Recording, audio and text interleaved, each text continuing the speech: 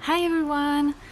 My name is Leonore, I'm an INFP, and in this video I wanted to talk about the biggest challenge that I feel us INFPs can face in life, which for me, in the core, is really accepting and loving ourselves. I'm also going to talk about the reasons I feel that is, the consequences of that, and also how we can start moving past it and starting embracing more who we are. So first of all, what is an INFP? Well, if you're not familiar with that name, it is one of the 16 personalities in the Myers-Briggs classification, also known as MBTI. And if you have no clue of what that is, I'm going to leave links below explaining what is the Myers-Briggs classification and also how you can take the test and find out what your own personality is. Okay, so back to INFPs. INFPs are a rare type in the Myers-Briggs classification. It would be about 4% of the population. The INFP is mostly known as the mediator, the dreamer, and also sometimes the mystic. It is quite a unique type, at least I think that's what us INFPs like to think. But the best thing that describes them, I feel, is the vision holders. So INFPs tend to be highly idealists. They have a higher vision for how things can be. So basically, they have a very rich inner life, and they, even more often than not, live in a kind of fantasy world, maybe like an ideal reality that is not manifested in the physical world that we currently live in yet, or maybe ever, but don't tell that to an INFP. So they're very, very inward focused, and they relate to the world inwardly. So they're not really well adapted to societal norms and structures. They actually tend to question them a lot, and a lot of aspects of their personality does that they don't fit very well in society. But they're also very perfectionist, and they hold themselves to really high standards. And when they see that they don't live up to those standards, they can be very, very disappointed and really have a low opinion or self-esteem.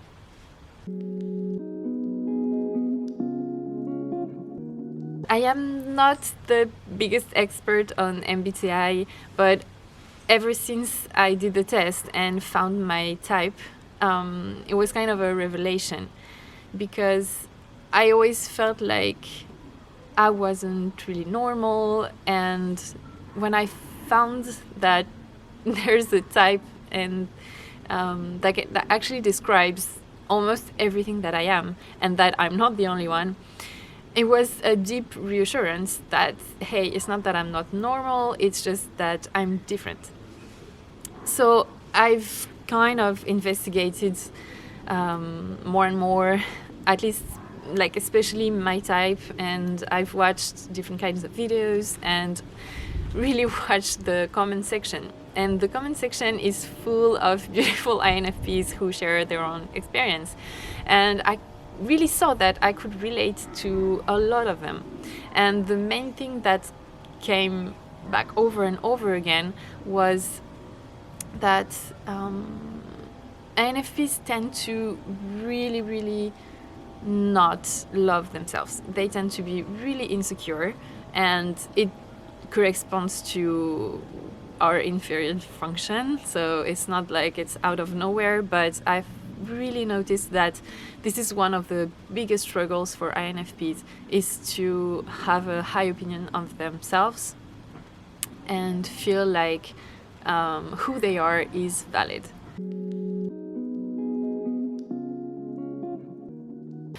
So I have seen across the boards that the biggest challenge of INFPs is their insecurities. They always feel like people don't love them, that they're not enough, that they can be useless. And I feel like it really plays into the fact that they are not referencing reality the same way as many other types do. So because of their introversion and their high sensitivity, I think a lot of INFP would consider themselves highly sensitive people.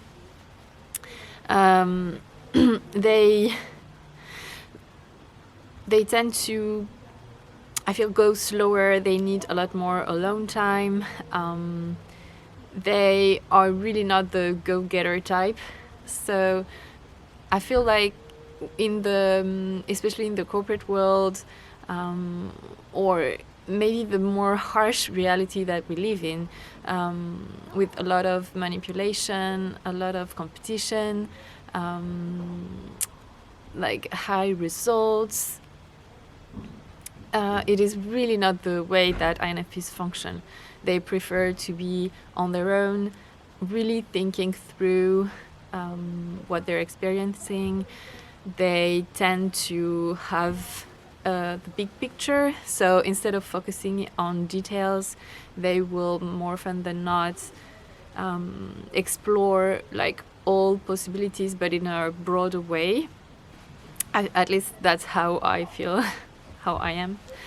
And so with their inferior function causing them their insecurity, and the way that they're really not adapted to societal main structures and norms, they tend to feel that they're just lame and they can't function well and they're just incapable.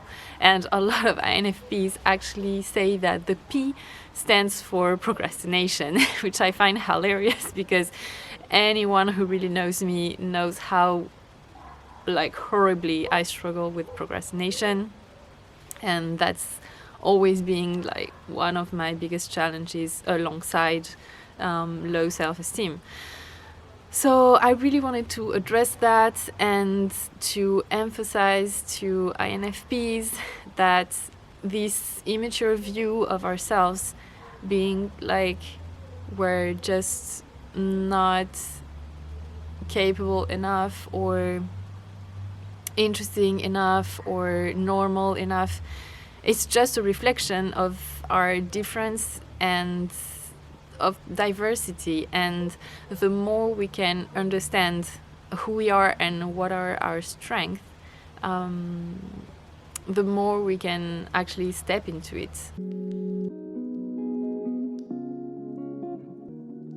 The second point that I wanted to make is the consequences of that low self-esteem and that feeling of inadequacy. And for me, the biggest one is self-isolation. So, like when INFPs will retreat and want to hide. So instead of putting ourselves out there and really owning our difference, if we feel not enough or not valuable, we will just tend to want to hide. And INFPs are deep feelers, so everything that they feel is quite intense. So when they have a feeling of not being valuable or of being inadequate, it's not just a minor inconvenience. It's more like a soul-crushing feeling of I'm just gonna hide under my bed for the rest of eternity. So that can be a problem, because then since we're not really extroverted, we are quite comfortable being alone. But that comfort, when it means hiding, can be quite detrimental, because we can just stay in this type of rut for a long time if we don't have friends that help us see that we're loved and valued. And INFPs are also very, very sensitive to the opinion of others, and they're usually very afraid of judgment, because if they don't have a strong self-esteem within them, it means they're very, very vulnerable to what anybody else thinks of them. And as I said, it's not like a minor inconvenience. It's like the smallest critic can really be felt as like a destruction. So it's really hard to put ourselves out there when we have this deep fear of negative feedback. And sometimes, like, a lot of INFPs will kind of prefer staying hidden instead of actually pursuing what they love and going out into the world. And I feel like this is also why we can procrastinate so much. If we had full trust that what we do will at least partially be received positively by other people, and that these people would find value in what we have to say or share or create, then I feel like procrastination wouldn't be that bad of an issue, because we will have less resistance for doing those things. And my cat is coming to see me. Hi, sweetie. So, for me, the procrastination and the difficulty to really make projects and creations concrete for INFPs is both linked to our like functions of just being more in a fictional world, like being more in our ideal internal world and having a lot more trouble with the harsher physical world, and also linked to that inferior function of insecurity and low self-esteem and fear of judgment. So yeah, as I said, this can lead an INFP to just hide for a long time and not offer their gifts, and just feel like they're stuck and feel frustrated and depressed and kind of hopeless, really, because like, if you can't create the life that you really want, who is going to do it for you, you know?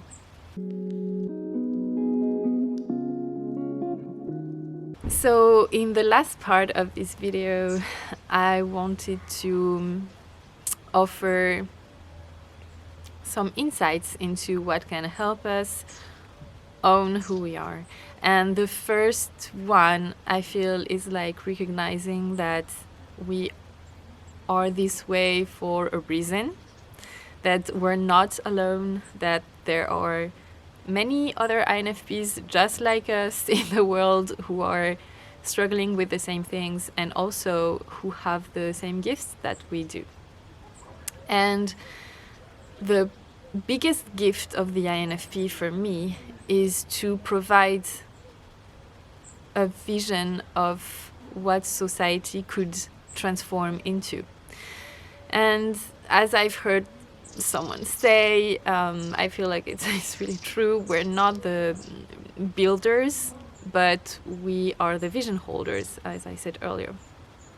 And this higher vision that we have, not everyone is able to have it. Not everyone is interested in it, that's for sure. But not everyone is wired in the same way, where they naturally tend to spend a lot of time creating that vision and really foreseeing things in the future, like with more compassion, with more heart, with more humanity, a lot, like most INFPs are really in tune with their compassion. They can be vegan, environmentalists. They tend to have a high sensitivity for this kind of things, and they tend to want the best for everyone. They're very humanitarian. They can be quite selfish because they're more wired towards individuality and freedom, like freedom for the individual, but in the highest good of all. It's like they wish the best for everyone, but then they also have a lot of personal needs, like a lot of privacy, and they need a lot of alone time, and they can't really like go out of their way and spend all their energies into actively helping others in like concrete ways, but they feel like offering compassion and love and an attentive ear, like they're really good listeners, and always seeing the best of a person and their potential and the potential of all humanity. That's kind of a service as well. And this kind of vision and sense of interconnectedness is very, very valuable, and the world really needs it right now. So yeah, that's my message to all INFPs, is to recognize your strength, recognize your gifts, and like look around.